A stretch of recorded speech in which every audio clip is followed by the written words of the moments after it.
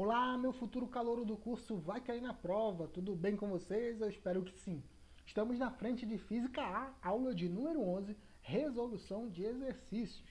No vídeo de hoje nós vamos resolver exercícios a respeito do assunto ou dos conceitos de força resultante centrípeta. Então pegue o seu material e acompanhe comigo a resolução. Eu sou o professor Ganso, estarei te ajudando na caminhada de hoje. Então, sem mais enrolação, vamos para as questões e vamos começar com a questão de número 1. É uma questão da UFPR, da sua sonhada universidade, onde você em breve estará cursando o seu sonhado curso. E a questão diz assim: um motociclista descreve uma trajetória circular de raio 5 metros com uma velocidade de módulo v igual a 10 metros por segundo, medida por um observador inercial. Considerando que a massa combinada do motociclista e da motocicleta vale 250 kg, assinale a alternativa que expressa corretamente o módulo da força centrípeta necessária para a realização da trajetória circular. Filhote, a primeira coisa que você vai tirar aqui são os dados que foram fornecidos pelo texto. E a questão me disse que o raio do movimento circular é de 5 metros, que a velocidade vale 10 metros por segundo e que a massa somada da moto com a da motocicleta, aliás, da motocicleta com o motociclista, corresponde a 250 kg. Se ele quer saber a força centrípeta, você vai lembrar que a força centrípeta é a massa vezes a velocidade ao quadrado dividido pelo raio. Todas essas informações ele te forneceu. A única coisa que você precisa fazer é substituir na equação os valores que foram dados. Então observa que essa é uma questão de nível fácil. É aquela questão que aparece na prova para que você não zere as questões de física. Então você vai lá e substitui os dados que foram fornecidos, massa 250, vezes a velocidade ao quadrado, 10 ao quadrado, tudo isso dividido pelo raio, que vale 5. Divida aqui 250 por 5, isso dá 50. 10 ao quadrado é igual a 100. Você multiplica 50 vezes 100, isso é igual a 5.000 newtons. Mas quando você olha as alternativas, todas as alternativas estão com unidade de quilonewtons. Então, você vai ter que pegar esse valor e transformar para quilonewtons. Como é que eu faço isso, Ganso? Você pega esse valor e divide por 1.000. 5.000 dividido por 1.000, isso dá igual a 5. Então a força centrípeta é igual a 5 kN, que dá como resposta da letra B. De biroliro, de bola e de balão. Então observa que é uma questão fácil, simples, é aquela questão que é para você não zerar as questões de física na UFPR. Então vamos continuar resolvendo. Questão de número 2 da PUC, que diz assim: um automóvel percorre uma curva circular e horizontal de raio 50 metros a 54 km por hora. Adote g igual a 10 metros por segundo ao quadrado o mínimo coeficiente de atrito estático entre o asfalto e os pneus que permite esse automóvel fazer a curva sem derrapar. Filhotinho, eu lembro, ou eu tenho certeza que o Matheus já comentou com vocês a respeito de que quando um carro está fazendo uma curva, existe uma força de atrito que é a resultante centrípeta responsável por manter esse carro na trajetória circular. Tá bom? Então, quando ele fala de força de atrito, essa força de atrito é a responsável por manter a trajetória circular no movimento. Mas a primeira coisa que eu vou fazer aqui é retirar os dados que o problema me dá. A questão diz que o raio do movimento corresponde a 50 metros, que a velocidade corresponde a 54 km por hora e que a gravidade vale 10 metros por segundo ao quadrado. Observa que a velocidade está em km por hora, a gente não vai utilizar essa unidade aqui. Eu preciso transformar para metro por segundo, já que o raio está em metros, gravidade em metro por segundo ao quadrado. Lembra que para transformar de km por hora para metro por segundo, eu tenho que dividir o valor por 3,6. 54 dividido por 3,6, isso dá 15 metros por segundo. Beleza? Como eu falei, quando o movimento de um carro numa curva, a força de atrito é responsável por manter o carro na trajetória circular. Ou seja, essa força de atrito, ela age como sendo a resultante centrípeta, porque é ela que vai estar apontando para o centro do movimento. Então, eu posso igualar as duas forças porque elas agem de forma igual. Então, a força de atrito será igual à força centrípeta. E aí eu substituo nas equações, porque a força de atrito é o coeficiente de atrito, que é o que o problema está querendo saber, vezes a normal. Isso é igual a mv ao quadrado sobre r, que é a força centrípeta. Filhote, o texto me diz que esse movimento acontece na horizontal. Sempre que estiver na horizontal e só tem a força peso e a força normal na vertical, é porque essas duas forças são iguais. Se não tiver mais nenhuma força na vertical, é porque o peso e a normal serão iguais. Então, eu posso substituir no lugar da normal e colocar o peso, que é mg. Peso é igual a mg. Quando eu olho essa questão, eu observo que eu posso cortar as massas que aparecem nos dois lados da equação. Corta esse m e esse m, sobra isso aqui. μ, coeficiente de atrito, vezes a gravidade, v ao quadrado sobre r. A partir de agora, eu tenho os dados que eu necessito para encontrar o coeficiente de atrito. Então, substitui. Gravidade vale 10, velocidade vale 15 e o raio 50. 15 ao quadrado dá 225, dividido por 50. 225 dividido por 50, isso dá 4,5. Eu vou pegar o 10 que está multiplicando e passar para o outro lado dividindo. Fica 4,5 dividido por 10, isso dá igual a 0,45. Observa que o coeficiente de atrito não tem unidade, porque é uma grandeza adimensional, e a única resposta que tem esse valor é a alternativa C, de cavalo mordeu a tua cabeça. Tá doidão, mano? Beleza? Então vê como essa é uma questão muito simples, ela não tem dificuldade nenhuma, basta você interpretar, jogar os dados na questão ou nas equações e resolver. Beleza?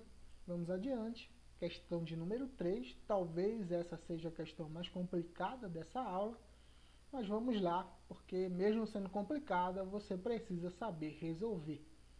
E a questão diz assim: um pêndulo cônico é formado por um fio de massa desprezível e comprimento L igual a 1,25 metros, que suporta uma massa M de 0,5 kg na extremidade inferior. A extremidade superior do fio é presa ao teto, conforme ilustra a figura a seguir. Quando o pêndulo oscila, a massa M executa um movimento circular uniforme num plano horizontal e o ângulo que o fio forma com a vertical é φ igual a 60 graus. Se necessário, use seno de 60 é igual a 0,85 e cosseno de 60 igual a meio. Na alternativa A, ele quer saber qual é a tensão no fio, ou a tração, que é a mesma força. Tensão ou tração é a mesma força. Eu prefiro usar a ideia de tração, porque tem gente que confunde essa tensão, força, com a tensão, que é a voltagem DDP, lá da eletrodinâmica. Para que a gente resolva essa questão, eu peguei e trouxe a figura para cá. Primeira coisa que a gente faz sempre em problema desse tipo é analisar as forças que agem no meu sistema. Então aqui eu tenho um cabo, óbvio que eu tenho a força de tração, que eu já representei aqui, está aqui a força de tração.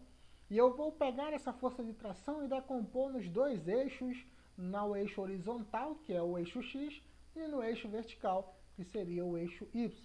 Então está aqui a componente horizontal dessa tração, que é a TX, tração na componente X, e aqui está a tração da componente Y, que seria a componente vertical. Além dessas forças, eu tenho uma força de origem gravitacional que está sempre direcionada para baixo, que é a força peso. Tá bom? Então eu tenho todas essas forças atuando aqui no meu sistema. E observa o seguinte: na vertical não existe movimento. Essa massa não sobe nem desce. Ela permanece na mesma altura, ou seja, ela não sobe nem desce. Isso quer dizer que na vertical a força resultante é igual a zero, porque não existe movimento de subir nem descer. Isso quer dizer que a componente y da tração tem que ser igual ao peso. Então eu posso igualar essas duas forças. Tração no eixo y é igual ao peso. Tá bom?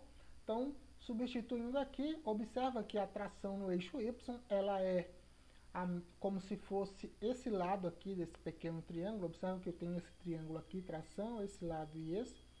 Então, a tração y é como se fosse esse lado aqui, que seria o cateto adjacente ao ângulo φ aqui, né, que vale 60. Então, a TY seria a tração vezes o cosseno de 60 graus, que é esse ângulo aqui. Isso é igual ao peso, que é mg. O cosseno de 60, o texto me informou e disse para considerar 0,5. A massa ele me deu, dizendo que é 0,5. E a gravidade vale 10. Como eu tenho 0,5 desse lado e desse lado, eu posso cancelar os dois, ou cortar os dois, e sobra só o 10. Então, a tração vale 10 newtons. Beleza? Uma questão bem simples, fácil e sem dificuldade. A alternativa B pergunta qual é a velocidade angular da massa. Então ele quer saber a velocidade angular com que essa massa m está girando aqui. De novo, vamos analisar as forças aqui. Aqui está a tração e está aqui a componente x da tração. Por que eu só coloquei a componente x aqui? Porque é ela que está apontando para o centro da circunferência, apontando para o centro do movimento circular. Ou seja, essa componente x da tração é a responsável por manter o movimento sendo circular. Ou seja, ela é a minha resultante centrípeta. Então, eu posso igualar a componente x da tração com a força centrípeta. Beleza? Então, a tração no eixo x vai ser, observa como o eixo x, a tração aqui, seria o cateto oposto ao ângulo φ, que vale 60. E a relação que eu tenho ao cateto oposto é sempre a relação do seno. Então, seria a tração vezes o seno de 60, que é esse ângulo φ aqui. Isso é igual à força centrípeta, que é mv ao quadrado sobre r. Beleza? E aí eu vou lembrar uma relação lá do movimento circular, que diz que a velocidade angular, ômega, é igual à velocidade linear dividido por r. Vou fazer o seguinte, eu vou levar tudo ao quadrado aqui. Ômega ao quadrado, v ao quadrado, r ao quadrado. Você vai perguntar, Gans, por que você está fazendo isso? Calma aí, filhote, você já vai entender porque eu estou fazendo isso. Vou isolar o v ao quadrado aqui, pegando o r ao quadrado e passando para o outro lado, multiplicando. Então, v ao quadrado é igual a ômega ao quadrado vezes r quadrado. Vou pegar, não tem um v ao quadrado aqui? No lugar do v ao quadrado, eu coloco ômega ao quadrado, r quadrado. Joguei lá dentro. Então, t seno de 60 é igual a m, ômega ao quadrado, r quadrado sobre r. Bom, o que dá para mim fazer aqui? Eu corto o quadrado desse r com esse r aqui de baixo. Vai sobrar só isso aqui, ó. Desapareceu o quadrado aqui e o r de baixo. Mas eu preciso saber quem é o r. Você vai dizer, o raio é o comprimento do fio. Filhote, você não poderia estar mais errado. Porque o raio é essa distância da borda ao centro da circunferência. É essa distância em amarelo, bem aqui. Isso aqui é o raio. Tá bom? Esse é o raio do movimento circular. E observa que o raio é como se fosse, de novo, o cateto oposto ao ângulo. Só que esse lado aqui é o L, que seria como se fosse a hipotenusa. Então, se é o cateto oposto, a relação que eu tenho para o cateto oposto também é o seno. Então, o raio vai ser o produto da hipotenusa, que vale L, que é o comprimento do fio, vezes o seno do ângulo, que no caso aqui é 60 graus. Então, o raio é L seno de 60. No lugar do R, aqui eu coloco L seno de 60. Tá bom? Então, ficou aqui R, L seno de 60. O que eu observo aqui é que dos dois lados da equação aparece o seno de 60.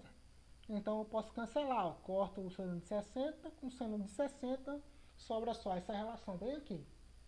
Que a tração é igual a massa vezes ômega ao quadrado vezes E. Agora eu tenho todos esses dados. A tração eu acabei de encontrar no item A vale 10, a massa vale 0,5 e o comprimento do fio foi informado no texto dizendo que vale 1,25. Primeira coisa eu multiplico aqui, 0,5 vezes 1,25, isso dá 0,625 vezes ômega ao quadrado. Vou pegar esse valor que está multiplicando e passar para o outro lado, dividindo. 10 dividido por 0,625, isso dá igual a 16, tá bom? Como eu quero saber o ômega, eu vou pegar o que está quadrado e passar para o outro lado em forma de raiz. Raiz quadrada de 16, então a velocidade angular é 4 radianos por segundo. Essa aqui seria a resposta. Observa que essa terceira questão é uma questão bem complicada, na verdade ela não é difícil, mas ela é elaborada, ela tem um grau de dificuldade grande porque você precisa pensar bastante e relacionar grandezas de forma correta. Mas ela não é impossível de ser resolvida, então você precisa conseguir resolver questões desse tipo, beleza? Vamos para a quarta questão, que é uma questão do CESUPA, lá de Belém do Pará, da minha cidade natal, que diz assim: um corpo de massa 500 gramas gira num plano horizontal em torno de um ponto fixo, preso à extremidade de um fio de 1 metro de comprimento e massa desprezível. Considere π ao quadrado igual a 10. Corrija no seu material, que no seu material aparece. Considere π igual a 10, tá bom? Esqueceram um quadrado aqui. Eu não sei se foi erro de digitação. Então lá, considere π ao quadrado igual a 10. Se você usar só π igual a 10, vai dar uma merda gigantesca na sua questão e você não consegue resolver, beleza? Continuando a questão, que diz assim: o corpo efetua 60 voltas completas a cada meio minuto. Então a força de tração exercida pelo fio é em newtons. Filhote, está aqui a figura, eu tenho uma massa presa a um fio que está preso no centro e ele descreve esse movimento circular. Se eu tenho uma massa presa a um fio, existe uma força de tração que vai estar apontando para o centro do movimento. Então, a tração aqui é a resultante centrípeta. Então, se eu calcular a força centrípeta, eu acho a tração, porque elas são iguais aqui, já que a tração executa a resultante centrípeta. Ela é a responsável por manter o movimento sendo circular. Então, vamos lá. A primeira coisa que você vai precisar encontrar aqui é a frequência desse movimento. Você lembra que a frequência é o número de voltas dividido pelo intervalo de tempo. Olha só, ele te diz que tem 60 voltas em meio minuto. Meio minuto corresponde a 30 segundos. Lembra que um minuto tem 60 segundos, então meio minuto tem 30 segundos, que é metade. Então a frequência seria 60 voltas em 30 segundos. Isso me dá uma frequência de 2 Hz. E aí você vai lembrar de uma relação lá do movimento circular, que a velocidade é igual a 2πr vezes a frequência. Beleza? Isso aqui é uma relação que vocês já viram com o Matheus nas aulas de cinemática. Vou pegar isso aqui e vou levar tudo ao quadrado. Você vai perguntar de novo, Ganso? De novo. Você já vai entender o porquê. 2 ao quadrado, π ao quadrado, r ao quadrado, f ao quadrado. Então, 2 ao quadrado. Π ao quadrado, aqui, π ao quadrado. Π ao quadrado, ele me diz para considerar igual a 10. Então, no lugar do π ao quadrado, já meti o 10 aqui já. R ao quadrado. Filhote, você não concorda que o raio é o comprimento do fio que está prendendo a massa, ou o corpo? Então, aqui, o fio vai do corpo até o centro. Isso aqui é o raio. E o raio vale 1, já que o comprimento do fio vale 1. 1 ao quadrado vezes a frequência ao quadrado, que eu já achei. 2 ao quadrado. Então, operando toda essa conta aqui, isso dá 160. 2 ao quadrado, 4, vezes 10, 40, vezes 1, 40, vezes 4, 160. Não vou tirar a raiz, eu vou manter aqui v ao quadrado igual a 160. Por quê? Porque a força centrípeta é mv ao quadrado sobre r. Lembra que eu falei que a tração age como uma força centrípeta, ou seja, para eu calcular a tração, eu acho a força centrípeta, porque elas terão o mesmo valor. Então, olha só, a massa foi me dada, vale 500 gramas, mas tem que estar em quilograma. 500 gramas vale meio quilograma. E a velocidade ao quadrado eu já sei, acabei de achar. O raio é o comprimento do fio, que vale 1. Então, ó, independente do valor que dá lá em cima, o resultado vai ser ele, porque se eu dividir por 1, dá o que está em cima. Então, 0,5 vezes 160, qualquer número multiplicado por meio dá metade do seu valor. E a metade de 160 é 80. Então, a força centrípeta vale 80 newtons. Mas ele quer saber a tração. Você só deve lembrar que como a tração aponta para o centro, ela é a força centrípeta, ela é a resultante centrípeta, então ela vai ser igual a esse valor. Então a tração corresponde a 80 newtons. Beleza, filhote? Eu espero que você tenha entendido a aula de hoje. Muito obrigado pela sua atenção. Qualquer dúvida, deixe nos comentários do vídeo ou entre em contato no Google Class ou procure alguns dos seus coordenadores. Muito obrigado pela sua atenção, um forte abraço e um beijo no coração.